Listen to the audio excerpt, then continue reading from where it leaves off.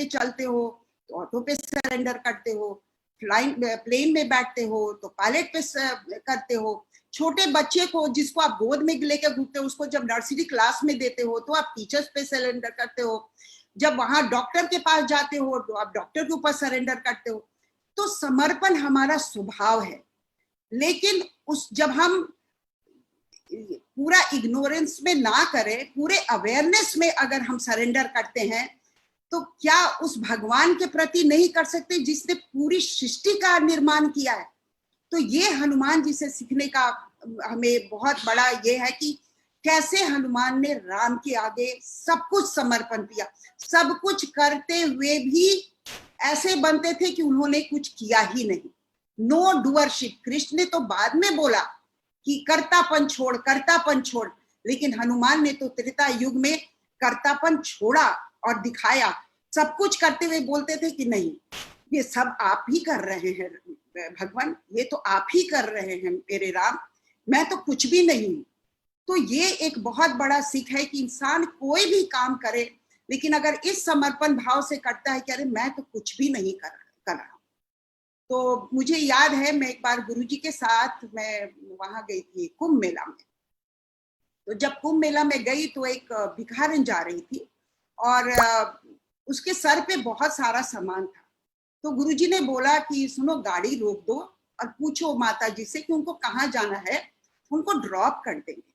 तो हम लोग गाड़ी रोके तो बोले माता जी आप गाड़ी में बैठ जाओ, आपको कहाँ जाना, इतना सामान लेके आप चल रहे हो, एंड शी मस्ट बी 80+। तो कहती क्या है कि बेटा मुझे छोड़ दो, मेरे साथ मेरा राम लाला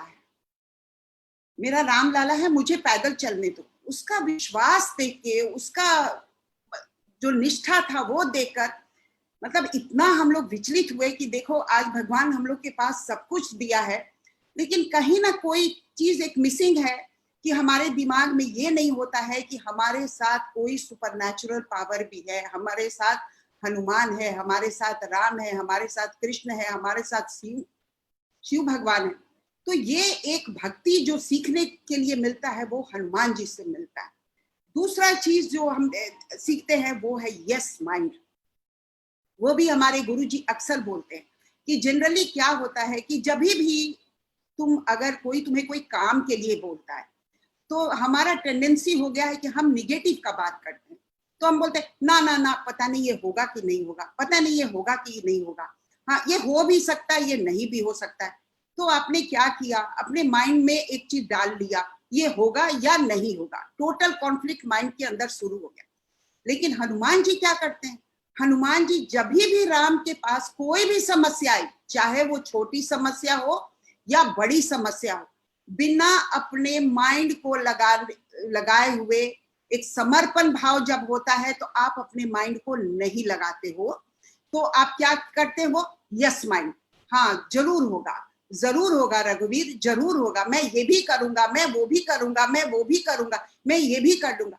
फिर भगवान तो लीला करते हैं, तो भगवान को भी लगता है कि अरे ये तो इतना यस माइंड में है, तो इसके साथ तो जब उसका समर्पण है तो मैं भी अपना समर्पण दिखाता ही हूँ कि जा कर तू, है ना। कहते हैं कि काम तो भगवान करते हैं लेकिन नाम तो शिष्य का ही होता है। तो ये चीज हमें देखने के लिए मिला कि देखो कैसे हनुमान जी हमेशा ही यस माइंड में रहे, और यस माइंड ही हमारे सक्सेस का कारण बन सकता है। अभी शेप शॉप में जितने लोग काम कर रहे हैं वो इसलिए लाइफ में इतना बेहतर कर रहे हैं कि वो अपने मास्टर को, चाहे वो रजत जी हो या और भी हमारे डायरेक्टर्स हैं, उनको बिल्कुल वो यस माइंड से सुनते हैं। मैंने देखा है कि मेरे मास्टर ने यही बोला है मेरे को, वो क्या होगा, वो सही होगा, वो गलत होगा, वो नहीं सोचते। शेप शॉप में भी वो कट डालते हैं। तो ये जो हनुमान का जो यस माइंड है, जो 24 घंटा हमारे साथ रहता है, हनुमान कोई व्यक्ति नहीं है, हनुमान ऊर्जा है। और पॉजिटिव थिंकिंग भी क्या है, एक ऊर्जा है। तो ये यस माइंड तो जीवन में सबका कल्याण किया, त्रेता में भी किया, द्वापर में भी करेगा, कलयुग में भी किया है ना। तीसरा है जो हम सीखते हैं, दास भाव। दास भाव, जब आप दास भाव में रहते हो, दास मतलब serving, I am serving someone, है ना। तो जब आप सर्विंग करते हो वहां पे आप अपने बल बुद्धि किसी का दिखावा नहीं करते, पूरी तरह से समर्पण कर देते। और ये दास भाव भी बहुत सुंदर भाव है, जहां पे ये लगे कि अरे मैं तो कुछ भी नहीं कर रहा, मैं तो सर्व करने आया। फॉर एग्जाम्पल ले लो पॉलिटिशियन, हमारे नरेंद्र मोदी जी हमेशा बोलते रहते हैं मैं तो आपका सेवक हूं। कितना सुंदर सेंटेंस है, मैं तो आपका सेवक हूं, है ना। जैसे हम लोग गुरु जी के सेवक हैं और गुरु जी भगवान है, तो वो भी बोलते अरे हम भी तुम्हारा सेवा करने के लिए तैयार है। यानी कि भक्त भी भगवान का सेवक है और भगवान भी भक्त का सेवक है।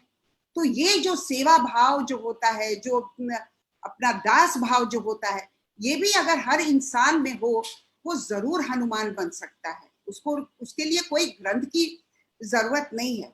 फिर है मर्यादा का पालन। इंसान क्या होता है जब बलवान हो जाता है, बुद्धिमान हो जाता है, उसको लगता है मेरे पास अरे मैं तो ये भी कर दिया, मैं तो राम जी के लिए ये किया, मैं सुग्रीव को लाया, मैं तो उसको लाया, मैं ये सीता जी का ये कराया, मैं लंका में आग लगाया, मैं ये किया। जो हम लोग जनरल मनुष्य होकर बोलते रहते हैं मैंने किया, मैंने किया, मैंने किया, मैंने किया, है ना, उसको तो भगवान भी पसंद नहीं। इतना कर्तापन वाले को तो भगवान भी पसंद नहीं करता, बोलता चुप हो जा, मैं दिखाता हूँ कि कौन करता है। उस भाव से अगर देखोगे तो कैसे हनुमान जी ने सारा मर्यादा का पालन किया है, कहीं भी उन्होंने मर्यादा नहीं तोड़ा। वो लंका में गए हैं तो मर्यादा को नहीं तोड़े, वो चाहते तो सीता को उठाते और लेकर आ जाते, लेकिन ऐसा नहीं किए। क्यों? क्योंकि सीता खुद मर्यादा, सीता का मतलब ही होता है जिसमें धैर्य हो।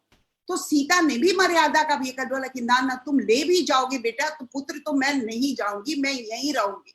जब तक रामचंद्र नहीं आएंगे, मुझे डिग्निटी के साथ नहीं लेकर जाएंगे तो मैं नहीं जाऊंगी। लेकिन अगर चाहते हनुमान तो उनको जबरदस्ती कर सकते थे, लेकिन ऐसा उन्होंने नहीं किया।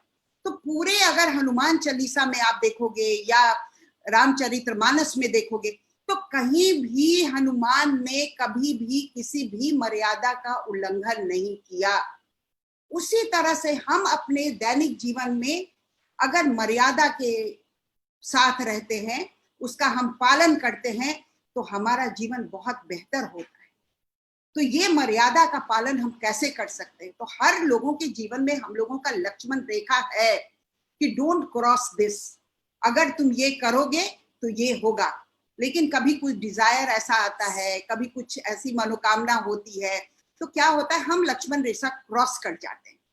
लेकिन उस वक्त ये ध्यान नहीं होता है कि जब तुम लक्ष्मण रेखा क्रॉस कर गए, अगर तुम्हारे साथ हनुमान नहीं है, तुम्हारे साथ राम नहीं है, तुम्हारे साथ कृष्ण नहीं है, क्योंकि अधर्मी के साथ कभी भी ईश्वर नहीं होता है, कभी हो ही नहीं सकता है।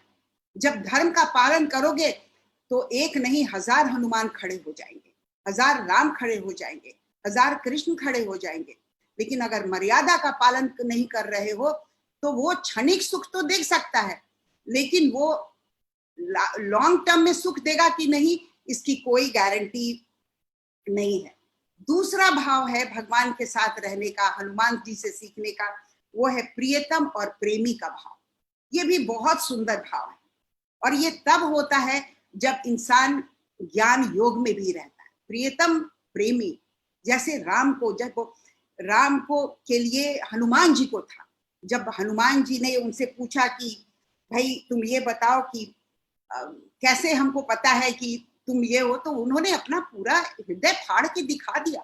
और ये आजकल तो पॉसिबल नहीं है, लेकिन हृदय फाड़ के दिखाना मतलब क्या है? You are always ready to serve. और किसको लेके, तुम किसको कैरी कर रहे हो? Divine power, some supernatural power, जिसको तुम लेकर कैरी कर रहे हो। तो कहते हैं ना बंदर के शरीर में बहुत बाल होता है। तो कृष्ण जब कृष्ण जी का भी याद आ रहा है, तो राम जी का जब वो पूरा तस्वीर वो अपना दिखते हैं, तो हनुमान बोलते हैं कि नहीं भगवान, ये तो आपने यहाँ पे देखा, लेकिन मेरे तो रोम रोम में आप ही हो, कहीं कुछ दूसरा है ही नहीं। तो ये सब जो भाव है ना, ये भाव रखकर अगर हम जिंदगी जिए तो हम 24 घंटा हम हनुमान जी के साथ हैं, हम राम के साथ हैं, हम सीता के साथ हैं, हम लक्ष्मण के साथ हैं, हम कृष्ण के साथ हैं। कल गुरुजी नारद भक्ति सूत्र पे बोल रहे थे और देखिए कितना कोइंसिडेंट होता है। कल गुरुजी ने हनुमान जी के बारे में थोड़ा सा बोला, मुझे भी बहुत अच्छा लगा कि देखो मुझे आज बोलना है, मैं क्या चीज उनके वाणी से ले सकती हूँ। तो गुरुजी ने बहुत सुंदर बोला कि देखो राम में तो 12 कला था, 12 कला के पुण्य थे, लेकिन हनुमान के पास 14 कला था। हर भक्त के पास ये भगवान का बहुत बड़ा वरदान है भक्तों के प्रति, क्योंकि भक्त जो है वो और 2 डिग्री अपने भगवान से आगे होते। तो वो क्या है, वो है प्रियतम। जब प्रियतम का भाव होगा, जब प्रेमी का भाव होगा, अरे ये भगवान तो कोई, यही तो मेरा प्रेमी है, यही तो मेरा प्रियतम। ये जब आता है सखा भाव आता है। तो हनुमान जी को भी आपने देखा होगा, जो द्वापर युग में देखने के लिए मिला कि वो भी सखा भाव में थे। जहां पे होता था वो पूरा ही एकदम सखा की तरह खड़े होते थे, और जहां पे ये होना, रिजिड होना, जहां पे ये, वो भगवान को भी इतना अधिकार था भगवान और भक्त के बीच में कि वो राम को भी बोलते थे, ना ना भगवान आप ये काम नहीं कीजिएगा, आपको ऐसे ही करना है, आप ऐसे ही करना है। तो भगवान भी समर्पित हो गया कि नहीं, इसके आगे तो मुझे समर्पण करना ही है। तो और बहुत सुंदर एक आज मैं, हमारे अंकित बत्रा जी का भजन था, मैं वही सुन रही थी। उसमें बहुत सुंदर लाइन था कि दुनिया चले ना श्री राम के बिना, राम जी चले ना हनुमान के बिना। जब से रामायण पढ़ ली है एक बात समझ ली है, रावण मरे न श्री राम के बिना, लंका जले न हनुमान के बिना। तो यानी कि सबको एक दूसरे की जरूरत है। इस समाज में कोई भी व्यक्ति नहीं है जिसकी जरूरत हमें भी नहीं है। अगर हम सोचते हैं लाइफ में कि वी आर इंडिपेंडेंट, तो हमारी बहुत बड़ी भूल है। We are not independent. कोई भी व्यक्ति इंडिपेंडेंट नहीं है, हर व्यक्ति डिपेंडेंट है, लेकिन डिपेंडेंट सिर्फ भगवान पे नहीं है। भगवान ने अपने रूप में कितने लोगों को पृथ्वी पे लाए। प्रकृति फूल लेकर आए, पेड़ लेकर आए, पानी लेकर आए, दूध वाला आया, कॉबलर आया, कितने लोग, कभी धोबी बन के आया, कभी ऑटो बन के आया, कभी डॉक्टर बन के आया, कोई माँ बन के आया, कोई टीचर बन के आया। तो और इस कोरोना के महामारी में तो आपने देखा होगा कि हर व्यक्ति कितना इंपॉर्टेंट नजर आया है। ये कोरोना के समय रियलाइज हुआ कि जिनको हम तुच्छ समझते थे वो भी कितने बलवान हो सकते हैं। आज सारे माइग्रेंट लेबर चले गए, सारी कंपनियां बंद पड़ी हुई हैं। क्यों? क्योंकि उनको हम लोगों ने गरीब समझा। बिल्कुल ऐसे लगता था कि अरे चलो मैं तो इन पे ओवर रूल कर लूंगा। ये आज भगवान ने ये भी दिखाया कि अगर तू सोच रहा है कि तू इंडस्ट्रिस्ट है, तू सोच रहा है कि मैं बहुत बड़ा आज करोड़पति हूं, तो ये तुम्हारा भ्रम है कि इस लॉकडाउन में अगर इलेक्ट्रिशियन की भी जरूरत है तो एक इलेक्ट्रिशियन तुमको नहीं मिल रहा है, अगर प्लम्बर की जरूरत है तो तुमको प्लम्बर नहीं मिल रहा है। तो ये इतना बड़ा सीखने के लिए मिला कि वी आर नॉट इंडिपेंडेंट, बिल्कुल इंडिपेंडेंट नहीं है, और हम सब डिपेंडेंट है एक दूसरे पे। तो जितना सुंदर वो भाव आ जाए कि हर इंसान में हम भगवान का रूप देखने पाए, हर इंसान में, तो ये जो भाव होगा ना, इससे सुंदर सर्विस कुछ हो ही नहीं सकता है। अभी मैं किसी का रियल स्टोरी है ये, गंगोत्री में एक ये रहती है, एक देवी माँ है, जिनको देवी माँ ही बोलते हैं, लेकिन वो बहुत बड़ी उपासक हैं कृष्ण की। वो बाल गोपाल की ही पूजा करती हैं। तो उनके पास खाना वाना नहीं होता है, तो जो भी आर्मी के लोग वहां पे है, वो चाइना बॉर्डर है, वो उनको जाकर रॉ फूड देकर आते हैं और कुक करते हैं, और खुद अफसर लोग जाकर वहां पे खाना खाते हैं। तो एक बार क्या हुआ कि वो जो सन्यासिनी है वो अपने घर में बैठती है और कोई आता है, उस वक्त वो आरती करती रहती है। तो आरती करती है तो जैसे ही कोई होता है बोलते अम्मा आज कुछ खाने के लिए है। अम्मा क्या करती है, आरती छोड़ देती है और वो किचन में जाके कुक कर लो। जी अम्मा आरती तो कर लो। बोले नहीं नहीं मैं आरती नहीं करूंगी, मेरे पास तो साक्षात बाल गोपाल है। फिर लोग उसके पास और आते हैं खाना खाने। बोली नहीं मुझे नहीं पता कौन अच्छे हैं कौन बुरे हैं, मुझे तो हर लोगों में बाल गोपाल ही नजर आता है। यानी कि जब खाना भी बना रही है तुमको भगवान ही नजर आ रहा है। उसी तरह से इस कोरोना के महामारी में भी हम लोगों का इतना अंदर शिफ्ट आया है कि देखो हर व्यक्ति कितना, हर भगवान के रूप में हमारे सामने पहले भी आता था, अभी भी आता है और बाद में भी आएगा। पता नहीं किस भेष में नारायण मिल जाए, तो किस भेष में नारायण मिल जाए तो आप नारायण को कैसे सर्व करोगे? तो नारायण को हम ऐसे सर्व करेंगे कि मेरे आगे जो भी व्यक्ति आ रहा है उसको यही सोचेंगे कि हम राम को सर्व कर रहे हैं और मैं ही हनुमान हूं। ये हमें सेवा का मौका मिला है। हो सकता है वो भिखारी के रूप में आए, हो सकता है वो किसी और रूप में आए, हमें नहीं पता वो किस रूप में आएगा। पहले भी वैदिक काल में आपने देखा होगा कि शिव भगवान कितना परीक्षा लिए हैं लोगों का। कभी भिखारी बन के आए, कभी कुछ बन के आए, कभी राक्षस बन के आए, कभी कुछ बन के आए, क्योंकि असल रूप में आएंगे ना तो असल रूप में तो सब लोग वर्शिप करते हैं ना। आपको पता चल जाए ये आदमी मंत्री है तो आप तो जरूर उनको सर्विस दोगे, लेकिन आपके दरवाजे पे कोई और आ जाए जो कि मंत्री नहीं है, आप हम लोगों का पूरा जो हम लोगों का बिहेवियर है वो चेंज हो जाता है। तो ये जो भाव लाना है अंदर से हनुमान का और कृष्ण का, ये एक दिन का ग्रंथ नहीं हो सकता, ये हमारे जीवन का ग्रंथ बनना चाहिए। तो ये हनुमान का हमारा सबसे बड़ा सीख है और मुझे लगता है कि आप लोगों को अच्छा लगा होगा। तो अब मैं द्वापर युग की तरफ बढ़ूंगी। और जब राम, आपको पता ही है कि विष्णु के कई अवतार थे, तो विष्णु ही राम है, राम ही कृष्ण है ना। भगवान के कहते हैं कि हरि के हजारों हाथ, उसी तरह से भगवान के भी कई मुखड़े, कई लीले है ना। और इस पृथ्वी पे आते हैं, कितना लीला करके जाते हैं और हर काल में आते हैं। तो हमें ये लगता है कि ना ना ये तो भगवान नहीं है, क्योंकि भगवान का एक कल्पना है कि वो तीर धनुष लेकर आएगा या वो चंदन लगा के आएगा या कोई वो सांप लपेट के आएगा। लेकिन भगवान जब आते हैं धरती पे तो वो लीला ही करते हैं, वो कोई ऐसा रूप धारण करके नहीं आता, ऑर्डिनरी पर्सन बन के आते हैं। ऑर्डिनरी, कोई शंकराचार्य बन के आएगा, कोई श्री श्री रविशंकर बन के आएंगे, ऑर्डिनरी। अब आपकी नजर कैसी है उस पर डिपेंड करता है कि आप किस रूप में देख रहे हो। जैसे हमारे गुरु हैं, तो मैं तो भगवान नहीं देखी हूँ, लेकिन मैं उनको भगवान ही समझती हूँ, मैं उनको भगवान समझती हूँ। और अगर आप लोग भी जुड़ेंगे तो आप भी भगवान ही देखेंगे।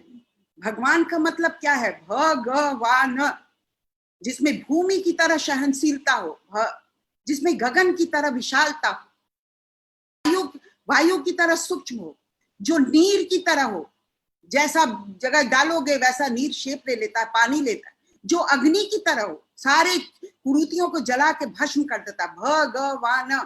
अगर एक व्यक्ति में ये सब गुण देखने के लिए मिलता है, वो व्यक्ति भगवान कहलाने के काबिल हो जाता है। वो कोई भी हो सकता है, वो आप भी हो सकते हो। आपके भी वर्कर मैंने सुना है जो लोग सेफ शॉप में हैं, वो उनको मैं बोलते हुए सुनी, नहीं वो रजत जी हमारे ये डायरेक्टर, हमारे वो तो भगवान है, हमें ऐसे गाइड करते। भगवान ही है, क्योंकि उन्होंने आपने उनको रोजी रोटी दिया है, उनके परिवार को संभाल रहे। और उतना ही नहीं कर रहे हैं, सबसे सुंदर कर रहे हैं कि व्यापार अपने तरफ है और अध्यात्म अपने तरफ है। आप लोग इतना एफर्ट करके उनको कोर्स में लेकर आए, है ना। तो कोर्स कोई ऐसा कोई ये नहीं था, ये बिजनेस नहीं है। एक इंसान के जीवन में अध्यात्म आ जाए, इससे सुंदर क्या हो सकता है? जीवन तो दो ही चीज से बना है ना। एक तो है सांसारिक दुनिया और एक है आध्यात्मिक दुनिया। और आप तो दोनों दुनिया को लाके उन लोगों को दे दिए। वो तो कभी सोच नहीं सकते थे कि उनके जीवन में प्राणायाम और ध्यान का महत्व हो सकता है, और वो आपने करके दिखा दिया अध्यात्म का महत्व।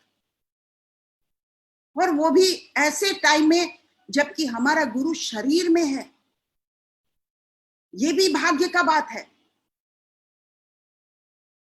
ये सोचने की बात है कि कब, अब हिस्ट्री याद करेगा आज से 100 साल बाद, 200 साल बाद, कि ऐसे भी महान आत्मा आए थे जिनके मात्र सुदर्शन क्रिया करने से 10 मिनट 15 मिनट पूरा आत्मा, पूरा चेतना, पूरा सोच, पूरा ये बुद्धि अहंकार सब में शिफ्ट आ जाता है। और वो आप लोग कर रहे हो, इंसान को दोनों चीज दे रहे हो। अगर आप रोजी रोटी दे दिए ना और अध्यात्म में नहीं लाए तो आपका भी जीवन अधूरा है। कहते हैं हर माँ बाप चाहता है कि मेरा बेटा इंजीनियर बने, डॉक्टर बने, लेकिन कोई माँ बाप ये नहीं चाहता है कि मेरा बच्चा एक अच्छा इंसान बने। लेकिन सेफ शॉप वो काम कर रहा है। आप ताली भी बजा सकते हो बीच बीच में, मुझे बहुत अच्छा लगेगा। हाँ, कि देखो कि आप एक तरफ रोजगार और एक तरफ अध्यात्म, कि आपका बच्चा एक अच्छा इंसान बने, चाहे वो 10,000 कमाए या 15,000 कमाए, उससे कोई फर्क नहीं पड़ता है। लेकिन हम कहते हैं ना कि हम तो खाली हाथ आए थे और खाली हाथ जाएंगे, ये गीता में लिखा है। अरे तुम क्या लेकर आए थे और क्या लेकर जाओगे, इसको बोलते हैं शमशानी वैराग्य। जब शमशान घाट पे आप जाओगे तो आपको एक चीज सुनने के लिए मिलेगा, हर लोग बात करेंगे, देखो ना बेचारा चला गया। हाँ, सच में अब लगता है कि दुनिया में हम क्या लेकर आए थे और क्या लेकर जाएंगे, हम तो खाली हाथ आए थे और खाली हाथ जाएंगे। नहीं नहीं नहीं, इसका मतलब आपने गीता ठीक से पढ़ा नहीं। गीता में कृष्ण यही बोलते हैं, ना तुम खाली हाथ आए थे ना तुम खाली हाथ जाओगे। वर्ल्डली दुनिया का सामान लेकर नहीं जाओगे, सोफा कुर्सी पैसा लेकर नहीं जाओगे, लेकिन तुमने जो इतने सारे कर्म किए हैं वो तुम लेकर जाओगे। और जब आओगे तो उसी का बैलेंस शीट के आधार पे तुम इस पृथ्वी पे आओगे। तो तुम कहां खाली हाथ गए और खाली हाथ भरे। तो सिर्फ आप लोग जो काम कर रहे हो रजत जी, कि आप तो उनका जीविकापार्जन का तैयारी करो, प्लस आप उनके अगले जन्म का तैयारी कर रहे हो अध्यात्म के मार्ग में राके। ना वो खाली हाथ अभी हैं ना वो खाली हाथ जाएंगे, और जब आएंगे भी तो खाली हाथ नहीं जाएंगे, आएंगे ही नहीं।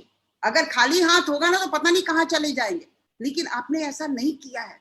आप सोच नहीं सक रहे हो कि जाने अनजाने में, मुझे नहीं पता है ये प्रेरणा आपको कहां से मिला, किसने दिया, क्या हुआ, क्योंकि मैं बीच में नहीं हूं।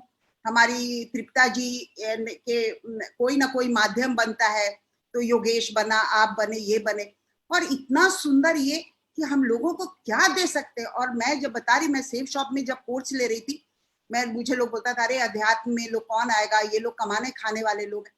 लेकिन मैं वहां पे हर जाति हर वर्ग के लोगों का कोर्स ली, और मेरे पास बहुत सुंदर सुंदर मुस्लिम लोगों का भी है, जिसको लोग बोलते हैं रही तो कट, कुछ नहीं है, वो भी वही सेंटेंस बोले जो हमारे और भाई लोग बोले कि दीदी हम तो इतने लकी हैं कि हम सेफ शॉप में आके मुझे नया चीज सीखने का मिला। नहीं तो हमें तो पता ही नहीं था, हम तो वही जाति, वही ये, वही स्टेट, वही कंट्री, वही गोरा काला अमीर गरीब, उसी में पड़े हुए थे। तो ये इतना सुंदर आप एक ले रहे हो, इनिशिएटिव ले रहे हो, और इससे सुंदर चीज कुछ नहीं हो सकता। तो क्या है रजत जी कि देखो, क्या मैं थोड़ा भगवत गीता अपने ढंग से समझाऊंगी, क्योंकि हमारे 1 लाख लोग भाई बैठे हुए हैं, जितनी सरलता रखूंगी उतना उनके अंदर जाएगा। कहते हैं कि पूरा जीवन एक बैटल फील्ड है।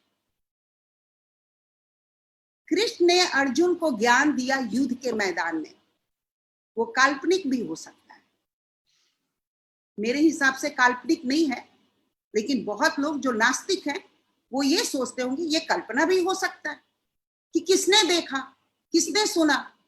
अब बोलोगे कि हाँ संजय ने बोला, तो हो सकता है जो नॉन बिलीवर है वो बोलेंगे किसने देखा कि संजय ने सुना, ये तो सब काल्पनिक है। लेकिन अगर छोड़ दो, अगर ये काल्पनिक भी है तो कल्पना भी बहुत सुंदर है। अब आप आ जाओ रियलिटी पे, कि अगर ये कल्पना है तो इसको कल्पना रहने दो, अब रियलिटी पे आ जाओ कि कृष्ण ने क्या बोला। कृष्ण ने यही बोला, the whole life is a battlefield. जब हम भी जीवन में आते हैं, 60-70 साल जो जीवन का बिताते हैं, हर क्षण कभी दुख कभी सुख, कभी खुशी कभी गम, कभी कभी करोड़पति, कभी लाखपति, कभी हजारपति, कभी डिमोनेटाइजेशन के समय में 1 भी रुपया नहीं, वो भी भगवान करके दिखा दिए कि देख कौन सा करोड़पति, कितना तू रख लेगा लॉकर में, मैं तो 2 मिनट में खत्म कर सकता हूं। क्या कर लेगा तू, कितने चीजों पर करेगा, 10 गाड़ी है, कोरोना के टाइम में एक भी गाड़ी यूज नहीं हो रहा है। कपड़े टंगे हैं, 3 महीना से कोई पहन ही नहीं पा रहा है। 10 नौकरदाई हैं, सो कॉल्ड अमीर लोग इतने भय में हैं कि मेरे को इन्फेक्शन न लग जाए। लेकिन काम करने वाली काम के समय आ भी सकती है, नहीं भी आ सकती है। बहुत लोग बुला भी रहे, बहुत लोग नहीं भी बुला रहे। तो ये देख लिए, ये महामारी ने बीमारी तो कम दिया, लेकिन सारा हमें नजारा दिखा दिया कि देख, जितने चीजों को तू सिक्योरिटी समझ रहा था ना, वो कुछ भी सिक्योरिटी नहीं है। जिन बच्चों को तुम अपना समझ रहे थे, आज वो बच्चे तुम्हारा दाह संस्कार करने भी नहीं आएंगे। फिर सच क्या है? फिर व्हाट इज द ट्रूथ? वही है, जो तुम्हें दिखता है वो सत्य नहीं है, और जो सत्य है वो दिखता नहीं है।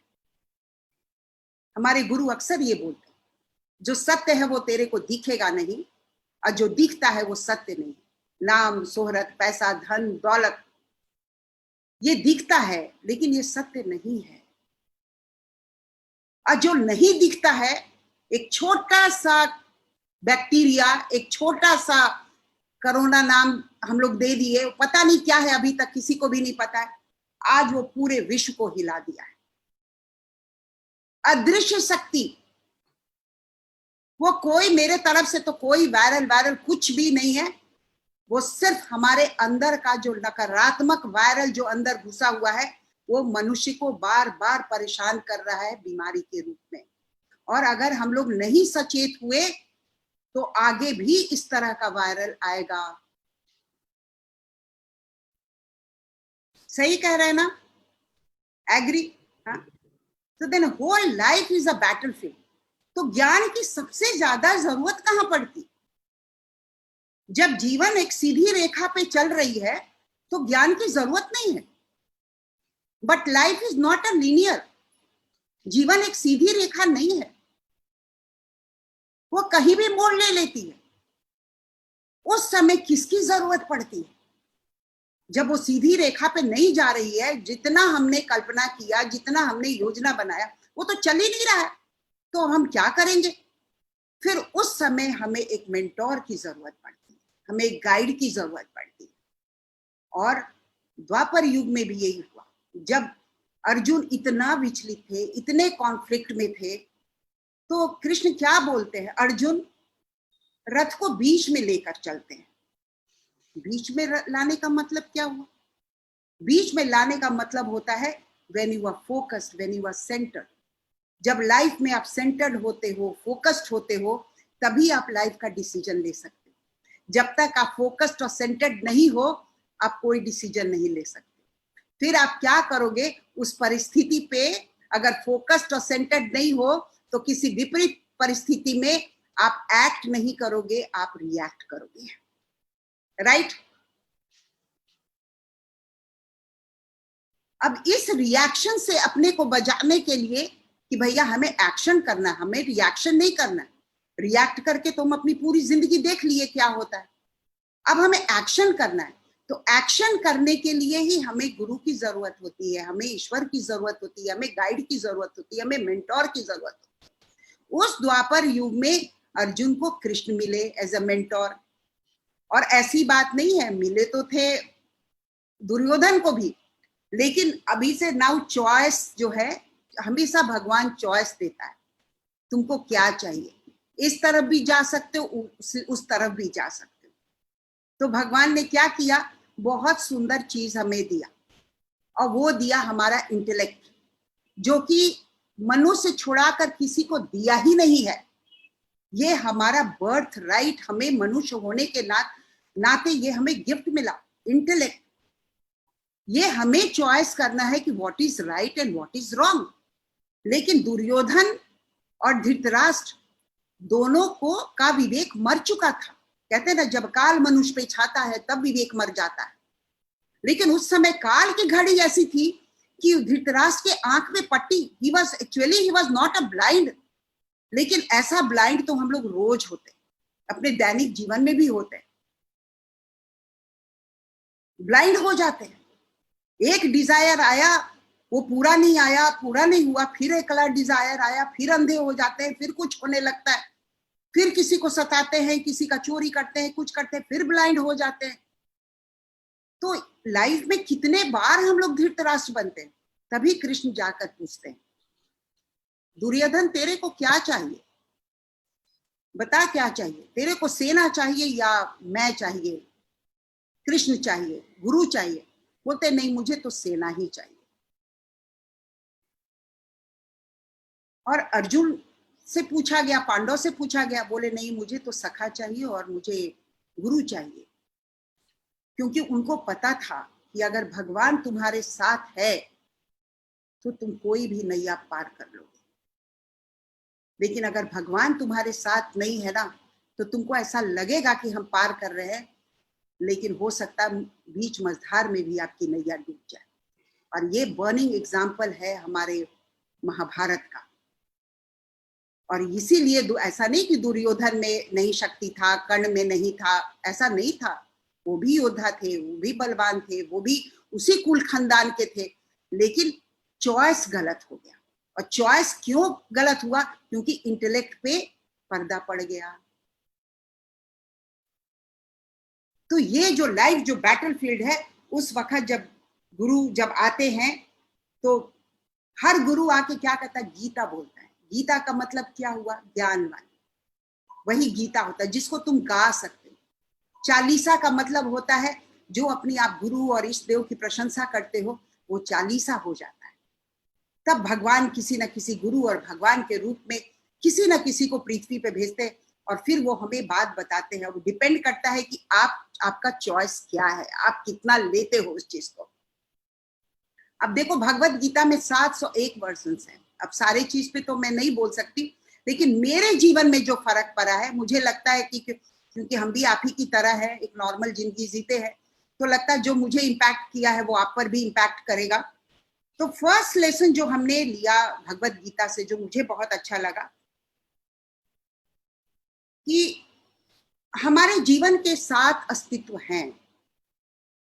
वो है हमारा body, mind, intellect, memory, ego और सेल्फ। क्या क्या है? Body, breath, body, breath, mind, memory, intellect, ego और सेल्फ। ये हमारे 7 अस्तित्व हमारे हमारे भगवत गीता में भी उसका जिक्र है। और ये गुरु जी ने भी जिक्र किया कि हमारा जो एग्जिस्टेंस है इस पृथ्वी पे, ये 7 चीज लेकर ही है। अब क्या है, अभी शरीर छोड़ देते हैं हम, वो तो सामने सबका दिख ही रहा है। अब आ जाओ जो अदृश्य है, जो दिखता नहीं है, वो है हमारा माइंड, वो है हमारा इंटेलेक्ट। अब माइंड क्या है? माइंड कुछ भी नहीं है, ये भी एक एनर्जी है। इंटेलेक्ट भी कुछ नहीं है, ये भी एनर्जी है। ब्रेथ भी एनर्जी है।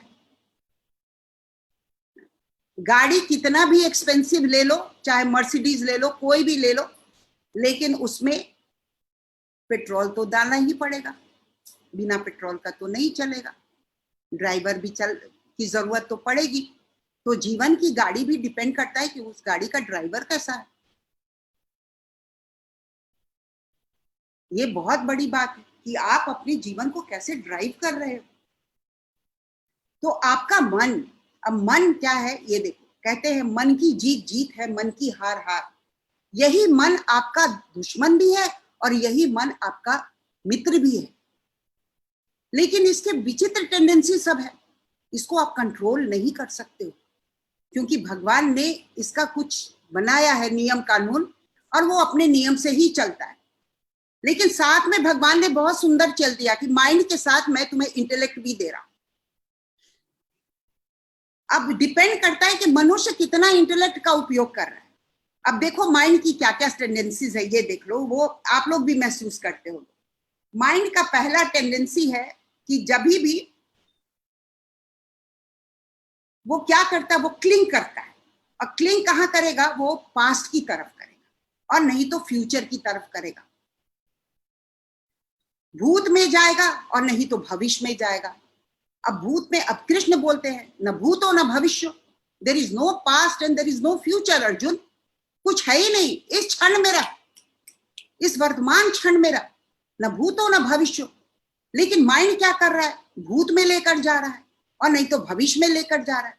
अब भूत में लेकर जा रहा है तो बोलता है नहीं हमारे तो भ्राता है, हमारे तो वो पितामह है, हमारे तो वो रिश्तेदार है, हमारा तो ये रिश्तेदार है, वो भूत भी है वो प्रेजेंट भी है, मैं ऐसे कैसे करूंगा।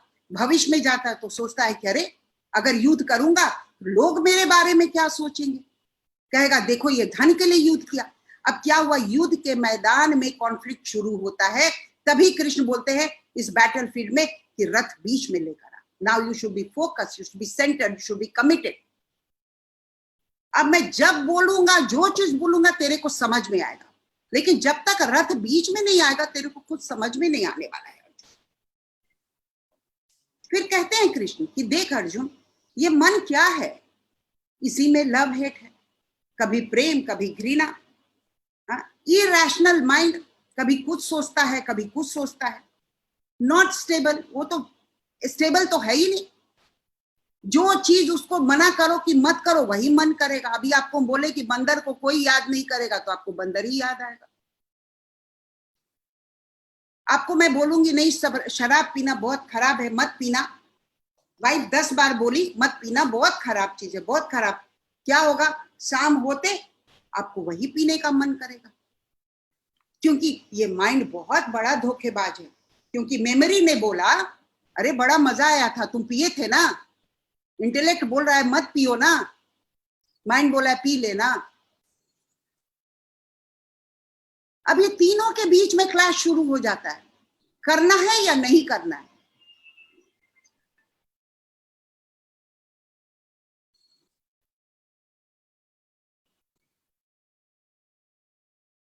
तो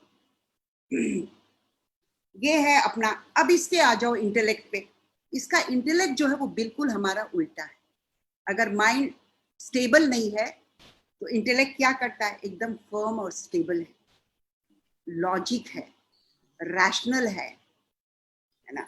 और क्या करता है कि वो आपको रीजनिंग भी करवाता है, और वो डिपेंड करता है कि आप अपने इंटेलेक्ट को कितना शार्पन कर रहे हैं। और इंटेलेक्ट कैसे शार्पन होगा, माइंड कैसे कंट्रोल होगा। माइंड कंट्रोल करने का चीज नहीं है, लेकिन एक क्षण के लिए भी अगर आपके पास आ जाए ना तो आप अपने को बहुत भाग्यवान समझना।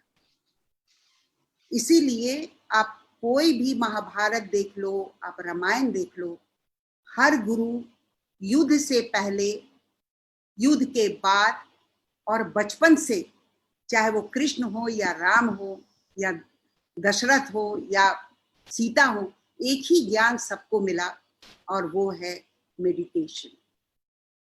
बिना ध्यान का कुछ भी हासिल नहीं हो सकता है। ध्यान एकाग्र करना। लौ कुश को क्या मिला, यही तो शिक्षा मिली कि ध्यान एकाग्र कैसे करोगे, एक वाहन चलाने के लिए भी कैसे एकाग्रचित होगा। तो इस माइंड को अगर कंट्रोल करना है तो हमारे गुरु ने बोला एक ही चीज से वो कंट्रोल हो सकता है, वो है हमारा ब्रेथ, सांस के द्वारा। और उसी पे सारा प्राणायाम डिपेंड करता है। सारा जो है वो पूरा ब्रेथ का ही खेल है। और हमारे पास कोई वेपन नहीं है माइंड को कंट्रोल करने के लिए कि वो ना जाए, वो जाएगा, वो पास्ट में भी जाएगा, वो फ्यूचर में भी जाएगा। तो कहते हैं one is a mystery and one is a misery and beautiful gift given by the divine and that is the present moment. बोले अर्जुन एक तो तेरा बहुत बड़ा मिस्ट्री है भविष्य, और पास्ट जो है वो बहुत बड़ी मिजरी है, और इतना सुंदर गिफ्ट मैं इस वर्तमान क्षण में तेरे को ज्ञान दे रहा हूं, तू इसको ले ले, इतने द्वंद में नहीं आने की जरूरत है। लेकिन अर्जुन इतना अच्छा भक्त था ना, क्योंकि उसके पास लिसनिंग मोड था। दुर्योधन के पास लिसनिंग मोड नहीं था। दुर्योधन यस माइंड में कभी भी नहीं रहा है, लेकिन अर्जुन हमेशा यस माइंड में रहे। ठीक है सखा, अगर क्वेश्चन भी करते थे ना तो वो समर्पण होता था जानने के लिए कि आफ्टर दिस व्हाट नेक्स्ट। तो ये जो लिसनिंग मोड में तो जब अर्जुन थे तो कृष्ण ये सब बोलते थे कि ये माइंड को कंट्रोल करना है ना, तू ऐसे कर ले, आंख बंद, एक बार धनुष बाण चलता था। मंत्र हमारे सब स्टैब्लिश्ड है, हमारा मंत्र, हमारा ये अभी हम लोग 11,000 लोगों का जो 11 लाख लोगों का जो हनुमान चालीसा बोल रहे हैं, आप सोचो इसका क्या असर होगा जब हम लोग सब पढ़ेंगे तो। मतलब 11 लाख लोगों का कॉन्शियसनेस एक लेवल पे। इट्स नॉट ओनली पाठ तो आप घर में भी बैठ के कर सकते हो, लेकिन उस 11 बार में इतने मानव जाति का चेतना एक चीज पे स्थिर होना,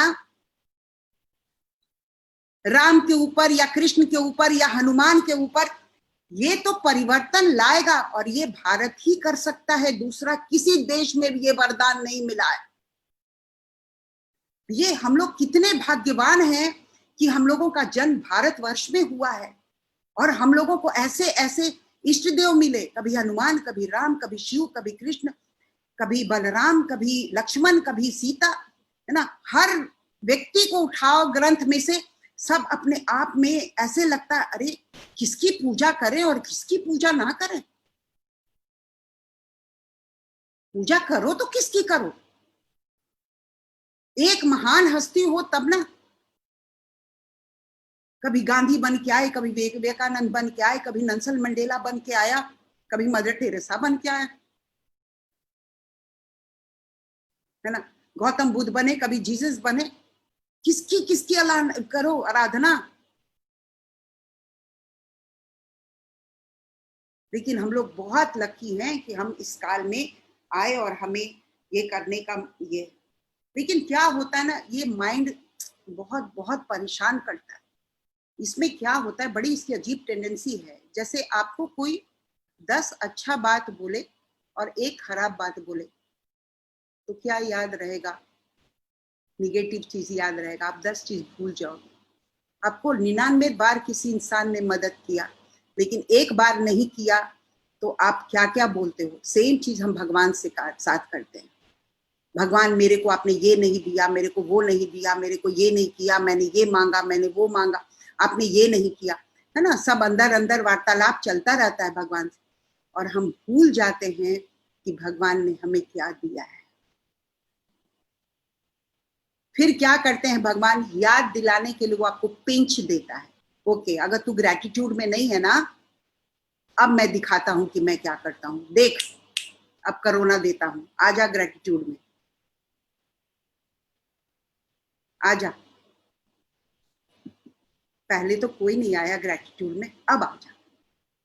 इतना कुछ तुम लोगों को हम दिए, क्या नहीं दिए, पानी दिए, ये दिए, पेड़ दिए, पौधा दिए, फल दिए, लेकिन तुम लोगों ने कभी उसको निरादर किया, पूरे इन्वायरमेंट का निरादर किया। अब तुम आ जाओ और ये भी करके दिखा दिया कि देख तेरे वजह से ही सारी प्रकृति खराब हो रही थी।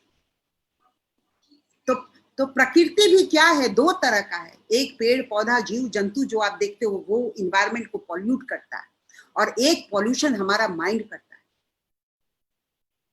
इतना पॉल्यूटेड माइंड अगर हर सब इंसान का होने लगेगा, आप इस पृथ्वी पे रह नहीं सकते हो। और 21st सेंचुरी में यही हो गया है, हमारा माइंड इतना निगेटिव हो गया है, इतना निगेटिव हो गया है कि हमें समझ ही नहीं रहा है कि हम किस तरफ जा रहे हैं। राइट रजत जी, सही कह रहे हैं ना, है ना। तो हाउ टू गिव डायरेक्शन, कौन करेगा? ये पावरफुल माइंड को हम कैसे दिशा देंगे?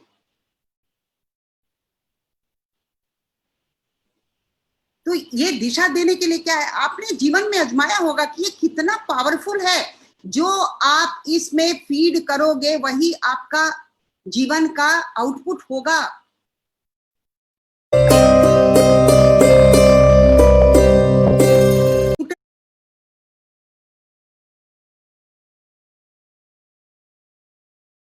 आपका जीवन होगा, जो अगर सकारात्मक डालोगे तो सकारात्मक निकलेगा, और नकारात्मक डालोगे तो नकारात्मक निकलेगा। आप अपने जीवन में आजमाए होंगे कि आपको सुबह उठना है और आपने अलार्म लगा दिया 4 बजे सुबह का। कितने लोगों ने महसूस किया है कि अलार्म बजने से पहले ही नींद टूट गया? वो क्या चीज है, यहाँ पे फीड किया, मुझे 4 बजे उठना है। अलार्म तो बाद में बजा, आपकी नींद पहले खुल। यानी कि इस मन रूपी कंप्यूटर में अगर सही फीड होगा तो सही जीवन का आउटपुट होगा। और यही यही गुरु भक्त लोग से करवाता है कि इस माइंड में तू डाल, फिर से डाल, मेरा भारत वापस आएगा, मेरा भारत वापस आएगा। और ये हमारे देश का बहुत बड़ा सौभाग्य है कि हमारे भारत में 90% लोग पॉजिटिव सोचते हैं। ये भय के माहौल में भी अगर आप वर्कर क्लास से पूछो, जो ट्रेन में जा रहे हैं, जो बस में जा रहे हैं, है ना, जो गांव में जा रहे हैं, भय हमारे अंदर है, भय उनके अंदर नहीं है। और सबसे ज्यादा संक्रमण अगर फैला है तो हम लोगों में फैला है, उनमें नहीं फैला है। ये मैं डेटा बता रही हूं। लेबरर्स लोग इतने बीमार नहीं हुए हैं जितना हम लोग बीमार हो रहे हैं भय से। क्यों? क्योंकि यहाँ पे तो कहीं मुझे तो नहीं हो जाएगा, कहीं मुझे तो नहीं हो जाएगा कोरोना, कहीं मुझे इसके पास गए तो कर। अरे नहीं भाई, क्यों होगा? तुम ये सोचो कि हम कोरोना के लोगों को ठीक करेंगे, हम अर्थव्यवस्था को ठीक करेंगे, हम अपने देश को फिर से पटरी पे लेके आएंगे।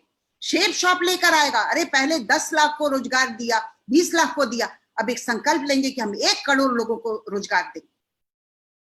हाँ?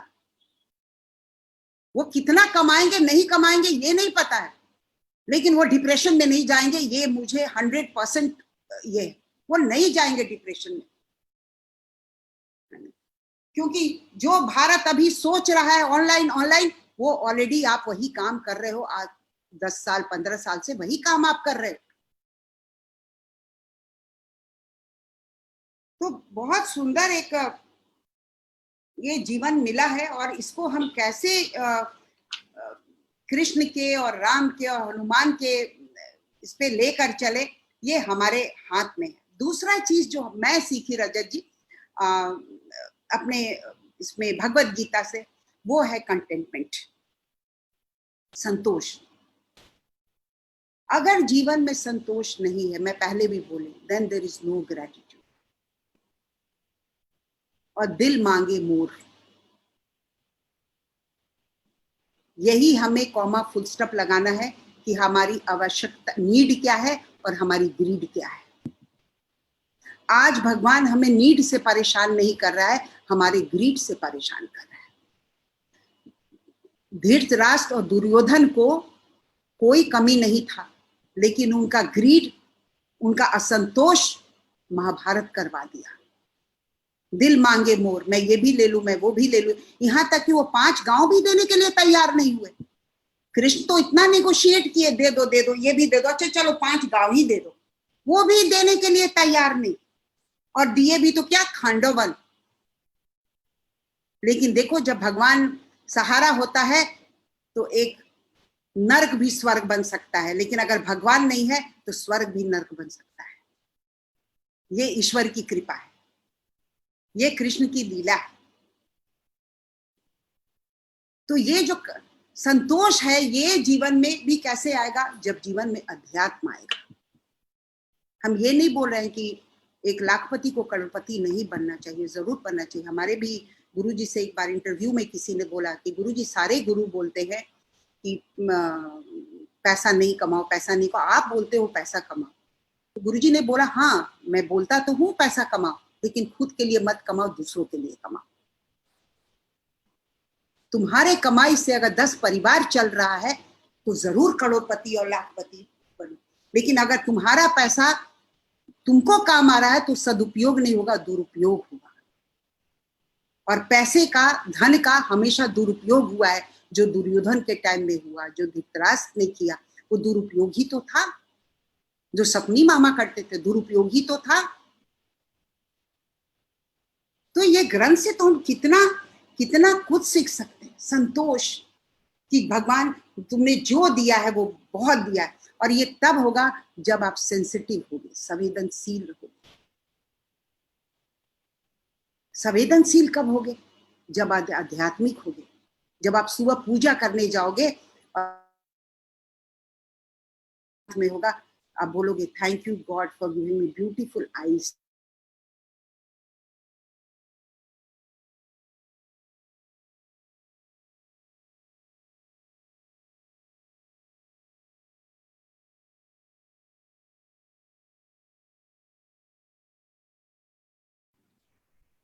आई थिंक इंदु जी डिस्कनेक्ट हो गए और ये बहुत ही शानदार सेशन चल रहा था, but in case she can't get connected again, I would like to thank her from behalf of the entire Safe Shop family. उनके इंट्रोडक्शन में कहा था मैंने आपको कि इंदु का मतलब एक चमकता हुआ बूंद होता है, लेकिन हमारे लिए इंदु का मतलब एक चमकता हुआ सागर है। तो आज ये सेशन के बाद मेरे ख्याल से आप लोग सब जो हैं इस बात को अग्री करेंगे कि हमारे लिए इंदु जी जो हैं, हमारे आर्ट ऑफ लिविंग के सेफ शॉप के इंदु जी जो हैं, वो एक चमकता हुआ सागर हैं और हम सबको उनका लव और अफेक्शन आज के सेशन में समझ भी आ रहा था, दिख भी रहा था और उनके भाव भी दिख रहे